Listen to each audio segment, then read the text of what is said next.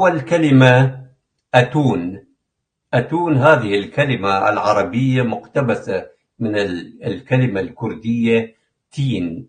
تين التي تعني الطاقة الشمسية أو حرارة الشمس.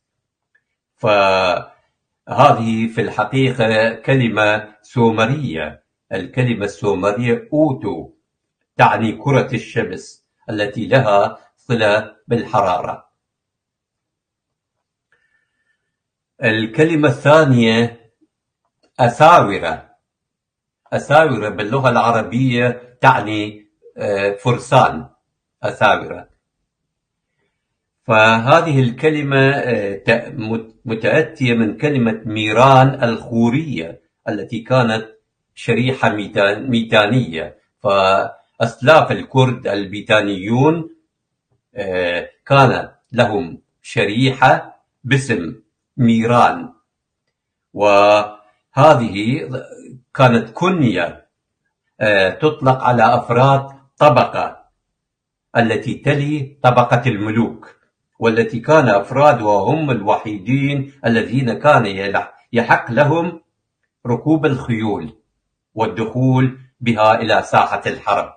فقط هذه الطبقة كانت لهم الحق ركوب الخيول والذهاب إلى الحرب، لأنها طبقة راقية كانت تأتي بعد طبقة الملوك. انتقل هذا المصطلح إلى الميديين والأخمينيين بصيغة أسبا بارا. أسبا بارا. أسبا أيضا لحد الآن باقية في اللغة الكردية رغم مرور أكثر من 3600 سنة على الميديين. أسبا يعني حصان. أسبا. وبارا يعني واحد يحمل الحصان، يعني راكب الحصان. بار لحد الآن نحن في اللغة الكردية نستعمل بار يعني حمل. فدخلت إلى اللغة الكردية. وأسبا بارا بمرور الزمن تحولت هذه الكلمة في اللغة الكردية إلى سبا. وكانت تعني في البداية محاربون. بعد مرور فترة زمنية أخرى أصبحت هذه الكلمة سبا في اللغة الكردية تعني جيش. فدخلت هذه الكلمة الكردية أساورة قريبة جدا من لفظ سوار يعني فارس.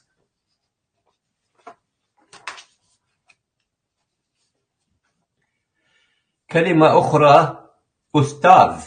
هذه الكلمة هي كلمة بهلوية. اللغة البهلوية لغة كردية قديمة. وأيضا نسيت أن أذكر أيضا بأن عندما أقول هنا أذكر هذا كلمات من أصول سومرية، خورية، ميتانية، ميدية، بهلوية، فهذه كلها هم لأسلاف الكرد السابقين. وأيضا الكلمات الميدية والسومرية والإيلامية والخورية والبهلوية هذه كلها ثروة اللغة الكردية وميراث للشعب الكردي. ولذلك وأيضا هذه لغات أسلاف الكرد كلها أقدم بكثير من اللغة العربية. ولذلك دائما اللغة الأحدث تأخذ من اللغة الأقدم. ولذلك كلمة أستاذ هذه كلمة مفردة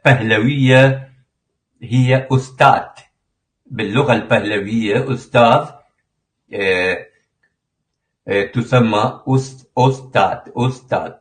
وفي اللغة البهلوية أستاذ تعني خبير. هذه الكلمة دخلت أيضا إلى اللغة التركية بصيغة أوستا، وإلى اللغة الفارسية بصيغة أستاذ.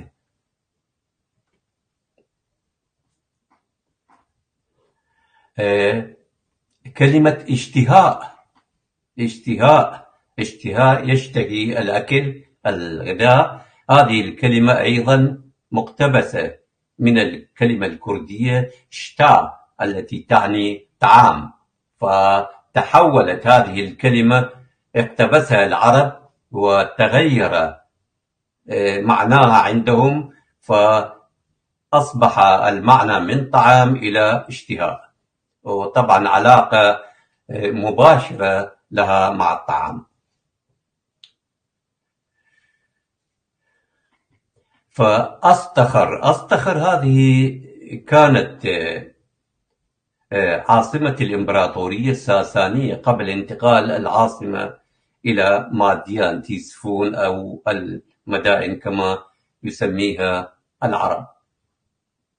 هذه الكلمة مقتبسة من الكلمة الكردية أستيرك التي تعني صد صغير. فأصطخر تعني هذه الكلمة باللغة العربية تعني مكان مرتفع مثل قلعة. فباللغة الكردية أستيرك تعني صد صغير، فاقتبسها العرب وأصبحت تعني منطقة مرتفعة. اقتبس الفرس هذه الكلمة الكردية وحوروها إلى أستخر. كلمة إقليد هذه كلمة عربية تعني مفتاح. إقليد هذه الكلمة العربية متأتية من الكلمة الكردية كليل التي تعني مفتاح. حتى كلمة الله أيضا كلمة الله مقتبس من اللغة السومرية. فالله يتركب الاسم من الكلمة السومرية آل، وللتعظيم في اللغة السومرية للتعظيم يكررون الكلمة، فالكلمة آل اسم الإله السومري، فأصبح لتعظيم الإله، هذا الإله كانوا يكررون الاسم آل، فأصبح الله في اللغة العربية. فحيث في البداية كانت تعني الإشراق واللمعان والسماء كأعلى موقع في الكون، يعني الإله. فبعد أن تنازلت الإلهة السومرية إنانا عن عرش السماوات على أثر استلاب الأب الرجل سيادة المجتمع على الأرض، احتل الإله المذكر العرش في نهاية العصر الزراعي ومطلع العصر التاريخي، كما تؤكد ذلك المجريات التاريخية في بلاد سومر. استعار الأكاديون هذه الكلمة السومرية بصيغة أو عال. الأكاديون اقتبسوها من السومريين وجعلوها أو عال أو إيل، ودخلت في أسماء العلم الأكادية في بلاد سوبارتو. ساد هذا المصطلح بين الخوريين أيضا في الفترة الواقعة بين سنة 1600 إلى 1500 قبل الميلاد. وعندما وصل هذه المفردة إلى بلاد الشام الحالية موطن الخوريين والميتانيين، استعمله الكنعانيون. كانوا الكنعانيون أيضا يعيشون هناك، وعندي دراسة في عدة حلقات عن الكنعانيون والكنعانيون أيضا ليسوا عرب، بل أكثريتهم من أسلاف الكرد كانوا يعيشون. الكنعانيون هم كانوا من الخوريين والميتانيين. وعندي دراسة ونشرتها معززة بمصادر موثوقة. وأيضا الفينيقيون أيضا. فاستعمله الكنعانيون للدلالة على رب الأرباب، وكان يعني عندهم الجبار القوي صاحب العز والعظمة عند الكنعانيين. بدأ العبرانيون يستعملونه. اليهود يعني أخذوا هذه الكلمة بصيغة إلوهيم، حيث تم تسجيله في بداية القرن السادس قبل الميلاد في سفر دانيال في آية 36. وقال اليهود عنه هائيل في حالة المفرد، أو إيليم بمعنى إله الآلهة، التي لفظها العرب لاحقا بصيغة اللهم. الآن نأتي إلى كلمة أخرى، أنجر. هذه باللغة العربية وحتى الإنجليز أيضا والسويديين، لا أعرف، يمكن الألمان أيضا أخذوا هذه المفردة الكردية أيضا. فأنجر يعني مرساة السفينة. هذا فرد شيء ثقيل ويربطوه بحبل، وعند حتى المياه لا تأخذ السفن. يعني بالأنجر أو أنجر باللغة العربية يتم تثبيت السفن حتى لا تجرفه المياه عند عدم استعمالها. فأنجر هذه الكلمة العربية مقتبسة من الكلمة الكردية لنجر. هذه الكلمة الكردية اقتبسها الفرس أيضا، وبنفس صيغتها الكردية أيضا الفرس يقولون لنجر. وكلمة أخرى أيوان. هذه الكلمة مقتبسة من الكلمة الكردية هيوان. هذه تكون غرفة مع 3 حيطان، والجهة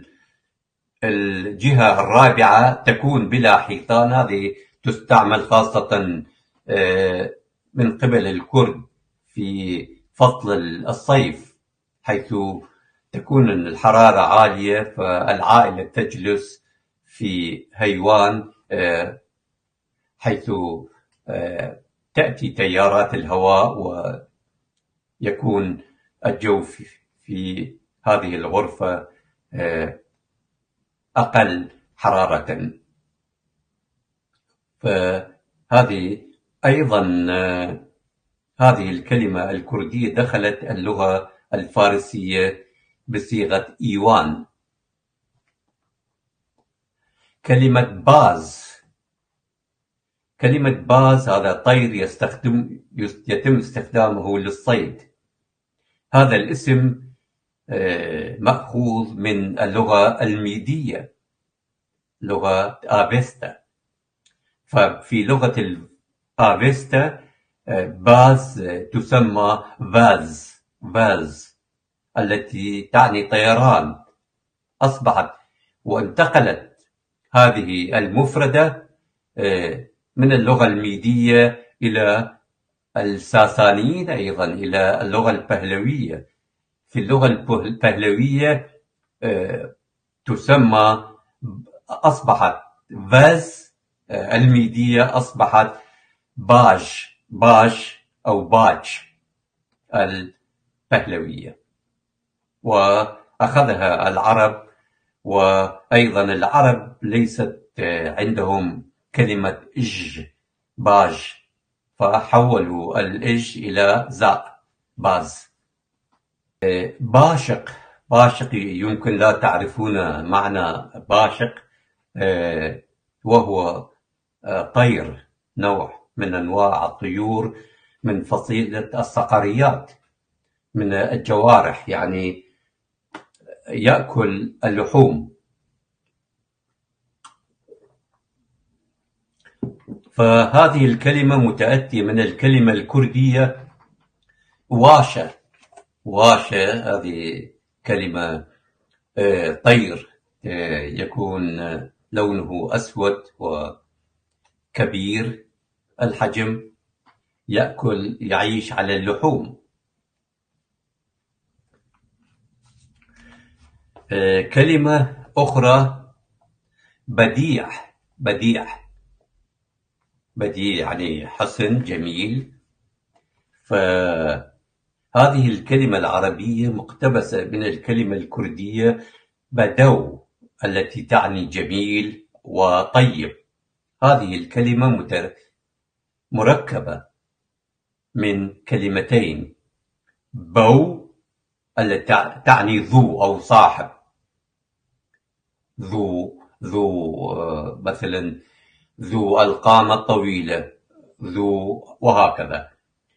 وكلمة دو متأتية من كلمة توز التي تعني مجوهرات وفتنة. فالكلمتان الإنجليزيتان beauty and beautiful متأتية من هذه الكلمة الكردية. كما ذكرت في المحاضرة السابقة في الأسبوع الماضي أن أكثر من 50% أو أكثر من نصف الكلمات الإنجليزية مأخوذة من اللغة السومرية.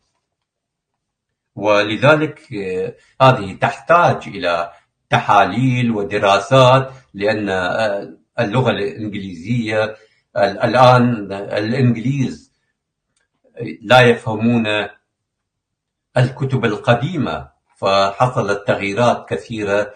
ولمعرفة أصل الكلمة يجب متابعة التغييرات والتطورات التي حصلت على هذه الكلمة لإرجاعها إلى أصلها. وأيضا الكلمة الفرنسية أيضا بوتيك، أيضا متأتية من الكلمة الكردية بدو، التي تعني في اللغة الفرنسية تعني محل بيع الموديلات والأشياء الجميلة.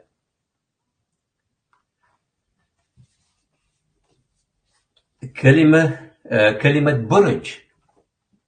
برج مأخوذة من الكلمة الكردية برز، عالي يعني. في اللغة الميدية، يعني قبل اللغة الميدية، يعني قبل أكثر من 3500 سنة من الآن. فهذه الكلمة كانت برزة باللغة الميدية، برزة. ولحد الآن نرى هذه الكلمة تحتفظ بها اللغة الكردية لأنهم أحفاد الميديين. وأيضا كانوا يسموها برزة أو برزة. أساس هذه الكلمة هو الكلمة الكردية القديمة بورغ، فحتى كلمة بورغ أقدم من كلمة برزة الكلمة الميدية. بورغ يعني قبل السومريين.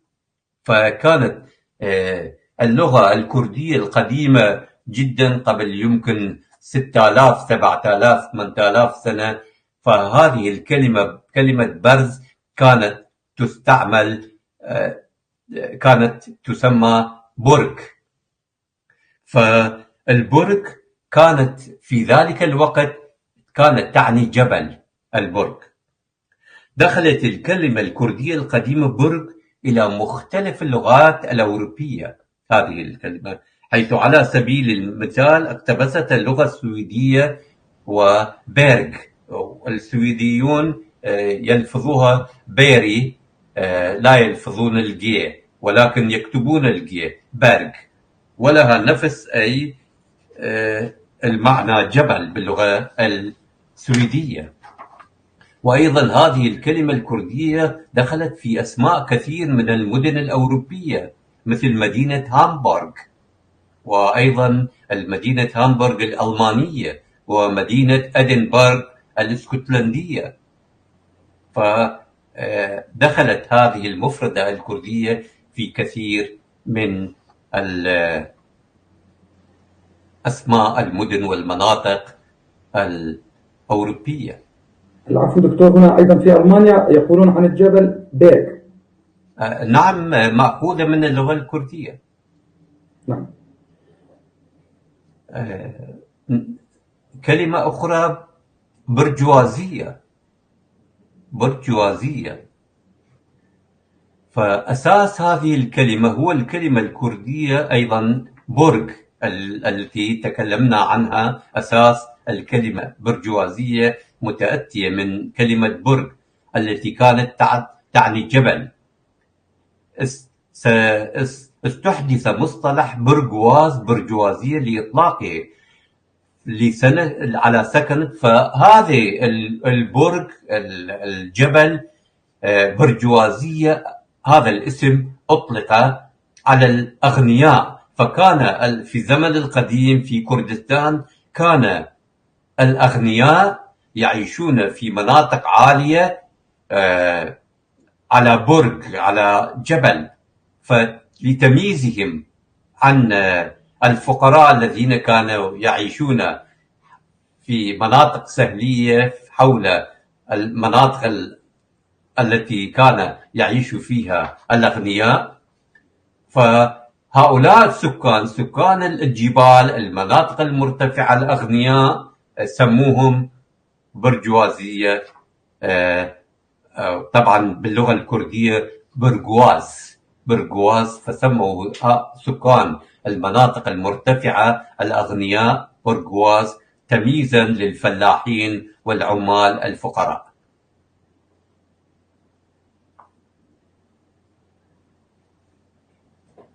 كلمة برزة،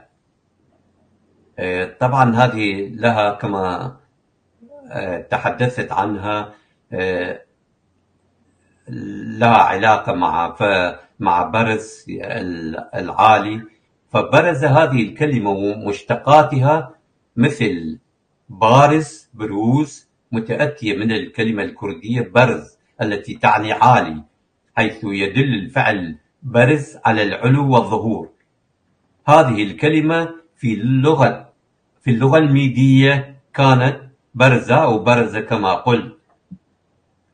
وأيضا في اللغة الكردية اشتقت من كلمة برز بلند يعني عالي أو طويل القامة. فنقول هذا الرجل بلند، أم بياوة بلندا، يعني هذا الرجل طويل القامة.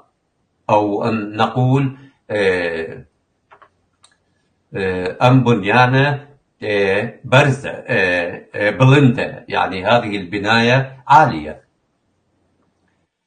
الفرس أخذوا هذه الكلمة الكردية وبصيغة بلند. كثير منا يعتقدون أن كلمة برغل هي كلمة تركية، برغل. فكلمة برغل متأتية العرب والأتراك أيضا، وأخذوها من الكلمة الكردية بالخور أو بالهور، التي تعني شيئا تم طحنه، حيث أن كلمة بل تعني بالكردية شيئا ناعما. وكلمة خور تعني دقيق، أي شيء صغير جدا. فكلمة خور لحد الآن لا أدري، أما سكان العرب العراقيون لحد الآن يستعملون هذه الكلمة الكردية خردة. خردة أيضا يعني النقود الصغيرة، العملات المعدنية، فيقولون خردة. وأيضا صارت في اللغة الكردية أيضا تغيرت، نستعمل خردة أيضا، أيضا وردة وخردة نفس الشيء. الآن نأتي إلى كلمة برق. أصل هذه الكلمة هي بروسكا، حيث أن حرف هو للتصغير، فهي الكلمة الأصلية بروسك أصبحت عند العرب برق، ونحن نستعمل بروسكا. الصوت الأخير تستعمل في اللغة الكردية للتصغير، تصغير الشيء. فباخ مثلا باللغة الكردية باخ يعني بستان، بينما نقول باخچة، فيعني تصغير للباخ يعني حديقة.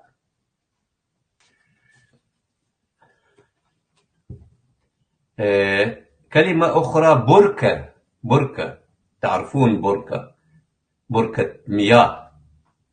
فهذه الكلمة مأخوذة من الكلمة الكردية برك، التي بدورها متأتية من الكلمة الكردية برجاء، التي تطلق على المكان الذي يقطع من الأرض لعمل ساقية.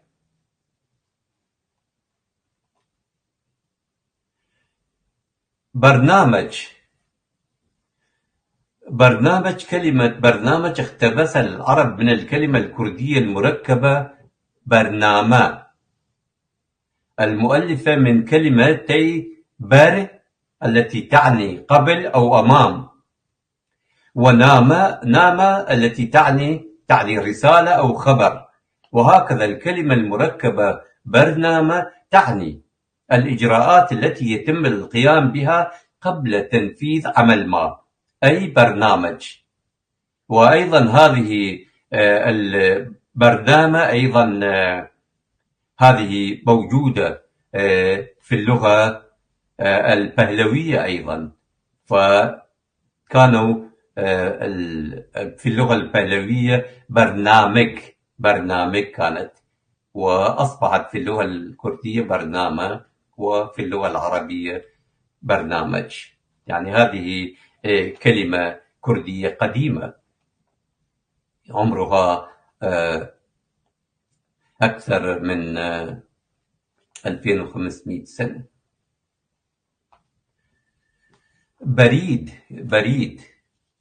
بريد أيضا كلمة مأخوذة من الكلمة الكردية برد يعني أخذ، برد باللغة الكردية يعني أخذ أو نقل. فأيضا هذه الكلمة كلمة بهلوية أيضا، ففي اللغة البهلوية هذه الكلمة كانت فرد.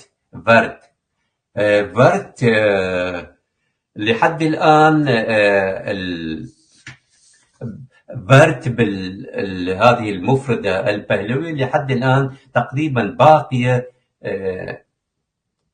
بصيغتها البهلوية في اللهجة الكردية الهورامية. فاللهجة الهورامية، في اللهجة الهورامية نقول برد، ففقط الفي تحول إلى بي. كلمة أخرى بستان. هذه الكلمة مأخوذة من الكلمة الكردية البهلوية بوستان. فبوستان تتألف من كلمتين. فهذه معظم الكلمات الكردية مركبة، ولذلك عند تفكيك الكلمة المركبة لا نحتاج حتى إلى مصدر، لأن عند تفكيك الكلمة نعرف أن هذه الكلمة العربية متأتية من الكلمة الكردية المعنية. فعند تفكيك الكلمة لا نحتاج إلى مصدر، مثلا بستان، فبستان متكون، هذه الكلمة متكونة من كلمة بو يعني رائحة، بو رائحة، ستان يعني منطقة، يعني منطقة الروائح، أي بما معناه المنطقة المزروعة بالأوراد. الورد يعطي روائح زكية. اسم بغداد عاصمة العراق، هذه المدينة مدينة بغداد أسسها أسلاف الكرد الكاشيون. اسم بغداد اسم كاشي. فبغداد كلمة كاشية مركبة من كلمة بق. لحد الآن البق، حتى العرب أيضا أخذوا هذه الكلمة الكاشية بق، تعني تستعمل كلقب لرئيس عشيرة. وكان في اللغة الكاشية بق تعني إله. والجزء الثاني من كلمة بغداد داد. داد يعني باللغة الكردية يعني يعطي، داد دا. فبذلك بغداد تعني عطاء الله. في اللغة الميدية كلمة بق أصبحت بغ، فتحورت كلمة بق الكاشية في اللغة الميدية إلى بغ، وداد الكاشية إلى دا. وأيضا تحورت في اللغة البهلوية أيضا كلمة دا إلى دات. لحد الآن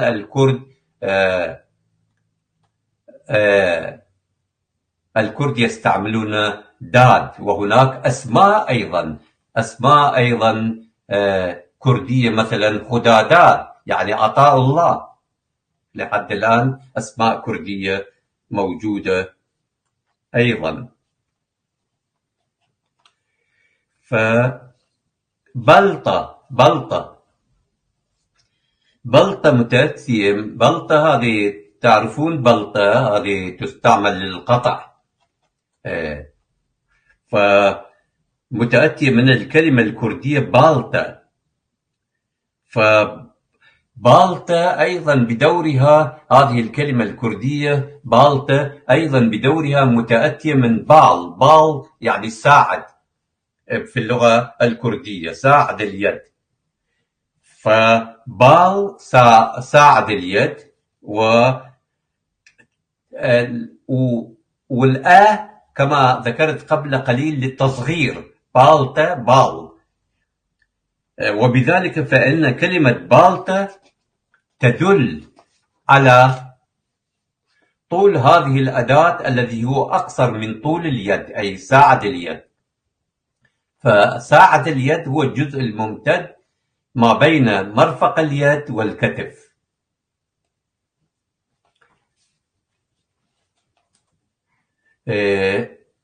كلمة أخرى بنيان، مأخوذة من الكلمة الكردية بنيات التي تعني أساس. الكلمة العربية بنيان متأتية من الكلمة الكردية بن التي تعني أساس، والكلمة الكردية نيان التي تعني وضع. يعني معناه بنيان يعني وضع الأساس في اللغة الكردية. أصل الكلمة الكردية نيان هو الكلمة الكردية دانان التي تعني وضع. صيغة هذه الكلمة الكردية في اللغة البهلوية أيضا هذه الكلمة موجودة قديمة، كلمة مفردة كردية قديمة قبل العرب. ففي اللغة البهلوية هذه المفردة بن دات. دخلت هذه الكلمة الكردية إلى اللغة الفارسية بصيغة بنياد، فالفرس أخذوا معظم الكلمات الكردية. نأتي إلى كلمة أخرى، بواسير. هذه زيادة تخرج، زيادة لحمية تخرج على مخرج الإنسان، فيخرج منها الدم ويتم إزالتها بعملية جراحية. فبواسير هذه الكلمة مأخوذة من الكلمة الكردية باسورة التي ترجمتها الحرفية هي الالتهاب الأحمر، أي أن مخرج الإنسان يلتهب ويحمر عند الإصابة بهذا المرض. دخلت هذه الكلمة الكردية إلى اللغة الفارسية بصيغتها العربية. من الجدير بالذكر أن هذه الكلمة متحورة في اللغة الكردية إلى مايسيري. كلمة أخرى بيادة، هذه تستعمل أيضا في الجيش. الناس أو الجنود الذين يمشون، مشاة يعني بيادة يعني مشاة. أصل هذه الكلمة الكردية بيادة التي تعني ماشي وراكض، أي أن الشخص الذي يمشي ويركض. الكلمة أيضا نأتي إلى تفصيل الكلمة المركبة. الكلمة مؤلفة من با يعني رجل، ويا هي دلالة الحركة، حركة الرجل، ودا متأتية من كلمة دو التي تعني مشي أو ركض. لحد الآن في اللهجة اللرية يستعملون دو للركض. في اللهجة اللرية يقولون دوكت يعني يركض. في اللهجة الكرمانجية الوسطى السورانية يستعملون راكا.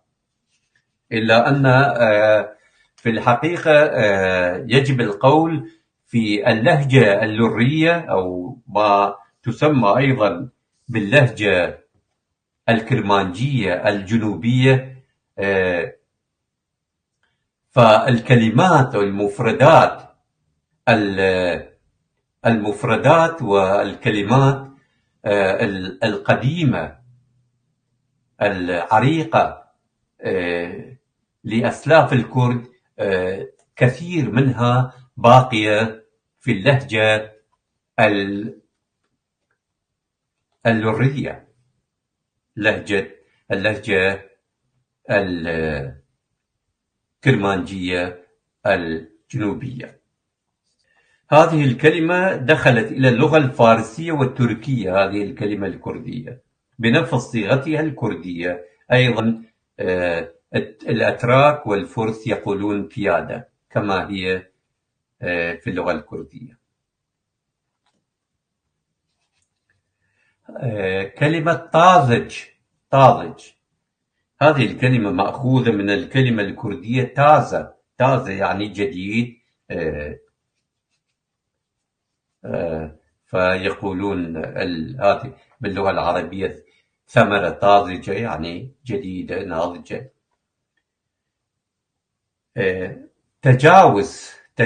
تجاوز أيضا هذه الكلمة مقتبسة من الكلمة الكردية جاواز التي تعني مختلف. هذه أيضا كلمة مركبة من كلمة جي يعني مكان، وكلمة واز التي تعني الانتقال أو تغيير المكان. وبذلك تكون الترجمة الحرفية لكلمة جاواز هي شيء منتقل من مكان إلى آخر، أي منتقل إلى مكان مختلف. ترجمة أيضا كلمة أخرى، كلمة عربية أخرى ترجمة. هذه الكلمة متأتية من الكلمة الكردية أيضا ترجمة. في اللغة الكردية أيضا هذه كلمة أيضا موجودة. تر موجودة أيضا في اللغة البهلوية. فكلمة تر تأتي في بداية كلمة مركبة للدلالة على التعمق في المعرفة والذكاء، وأن الجمع تعني لغة. وبذلك الترجمة الحرفية لكلمة ترجمة هي الإلمام الكثير باللغة.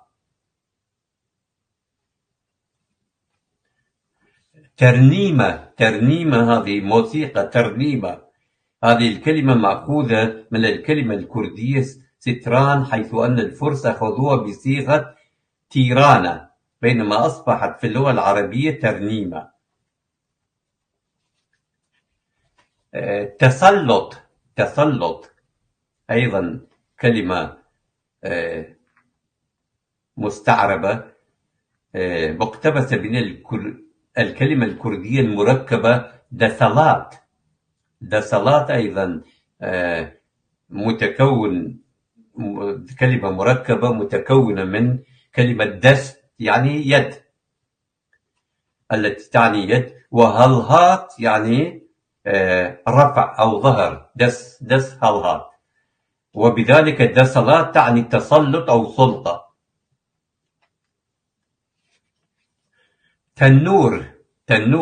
تنور الذي يصنع فيه الخبز، وهي مأخوذ أيضا نفس الكلمة تنور في اللغة الكردية. هذه كلمة ميدية في اللغة الميدية تسمى تنورة في اللغة. وفي اللغة البهلوية أيضا تنور. دخلت هذه الكلمة الكردية أيضا في القرآن، وفار التنور في سورة هود الآية 11. ثروة أيضا كلمة مستعربة، كلمة فمتأتية من الكلمة الكردية ثروت، حيث أن كلمة سر هذه أيضا كلمة مركبة. كلمة سر تعني بالكردية المبلغ المتبقي من بيع وشراء شيء ما. وأن كلمة وت تعني بالكردية تعظيم، وبذلك ثروة تعني مبلغ كبير من المال.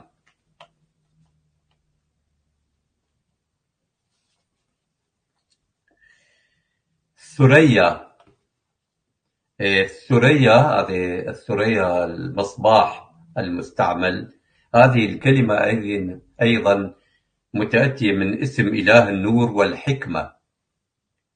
سورياس الكاشية، إله الكاشيين، فكان يسمى سور أو سورياس. وأيضا اسم سوريا كما ذكرت في المحاضرة السابقة أيضا متأتي من اسم الإله الكاشي سورياش.